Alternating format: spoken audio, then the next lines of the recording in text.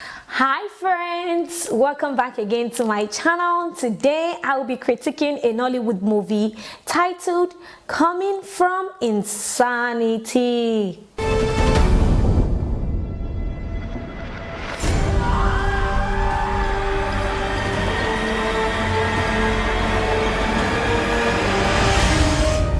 Well, in today's video, I'll be telling you of the good, the bad, and the ugly of this movie. And I would also be rating the movie on a scale of 0 to 100%. So please stay tuned to find out if I recommend this movie or not. And if you're new to my channel, kindly subscribe and kindly become a patron to my channel. So without further ado, let us delve into this video together.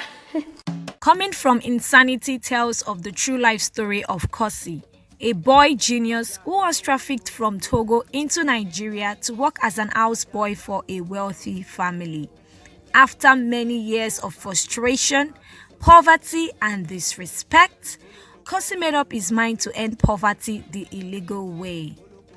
Now, the first good thing that I enjoyed from this movie are the numerous lessons that I learned, okay? I learned a ton of lessons from this movie, but there is a particular lesson that I'm going to keep on the left palm of my hand, and I will never let it go. I will not even use this palm to eat amala or eba because I do not want that lesson to go.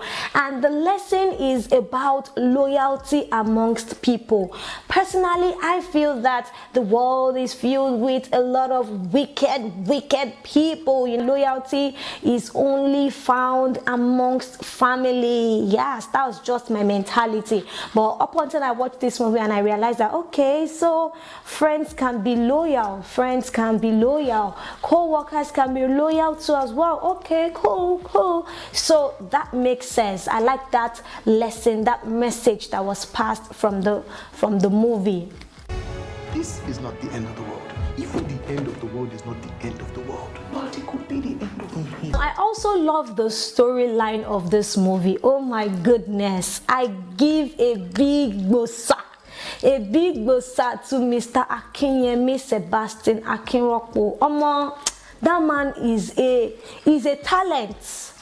His talent should be acknowledged all over the world. His talent deserves international awards. That man has done a fantastic job. This movie tells of a real life story. Like, this story was retold in a fantastic way that you would be on your toes when watching the movie. Guys, I'm not joking. I'm not kidding. Like, the story has nice cliffhanger, plot twist, everything. Like, there's drama in it, there's suspense, name it, everything there. Like, it's sweet my belly.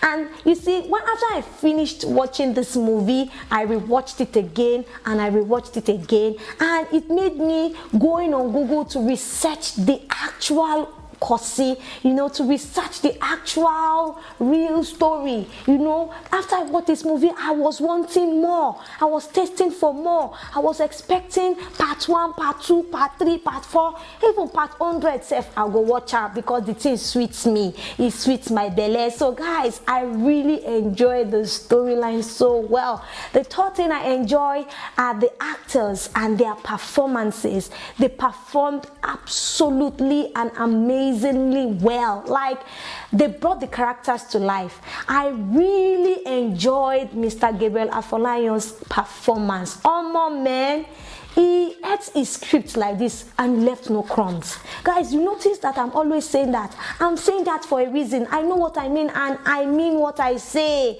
Mr. Gabriel Afolayan gave me everything I needed to see in Kosi's character. Is it from his intonation? Is it from the drama? Is it from the way he carries himself, his swagger? You know what I'm saying? Is it from the romance aspect? I give it up for Mr. Gabriel Afolayan. He did a fantastic job. I cannot stress this enough. And guess what? Gabriel Afolayan is one of my best actors. Yes, he deserves international award.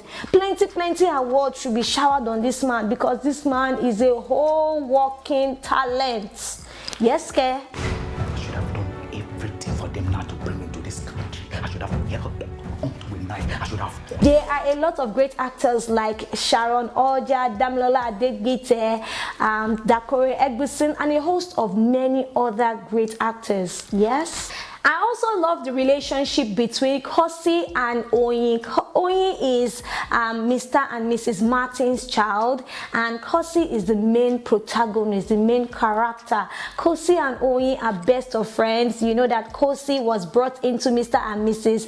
Martin's house to work as a houseboy, and he and Oyin gelled together. They are best of friends. I like the way that their friendship did not die right from their young age till their adult age. Their friendship grew stronger, and Oyin helped Kosi to escape when he was much younger.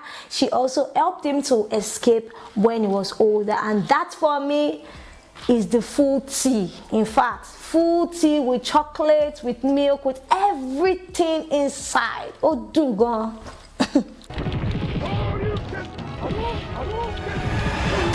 The director of this movie took a daring step.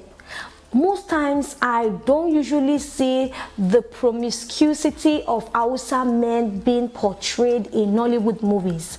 But you see, the promiscuity of Hausa men was greatly portrayed in this movie.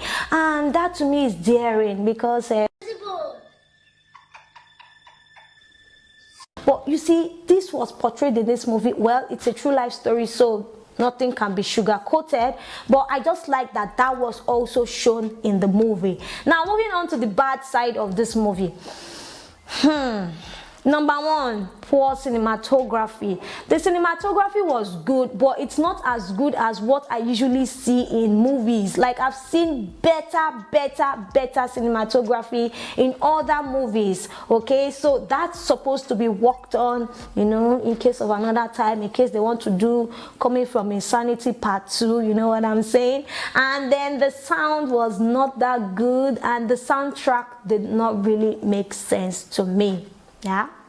Then I feel that the director did not allow me to understand how Kosi got a formal education. Yes, how did Kosi get a formal education? It was not portrayed. Did he get the education from the missionary, or did he get it from Mr. and Mrs. Martins, you know, when he was with them? Like, I do not know. That should have been shown in this movie. That should have been a scene on its own, but it was never shown, and it just kept me imagining and thinking how he got his formal education, how he was able to use computer so effectively, how he was able to read and write English so effectively, coming from Togo, you know. So that part should be portrayed, should have been portrayed much more better, or much more, or should have been portrayed. Can somebody tell me how Mrs. Martins of the year 1995 did not age a single bit after 20-something years? No, does it make sense? So does it mean that Mrs. Martin is a vampire or what? The only thing that portrayed that she aged was the outfit that she was wearing. Like, her husband looked like he aged well, you know. He had gray hair on his hair, and the way he even spoke, he spoke like an older person. But his wife, Mrs. Martin, did not look like she aged at all. Like, Bikono costume, like the crew members, costume crew members, like makeup artists, the costumers of this movie, what they do? Abi una no see wetin I dey see.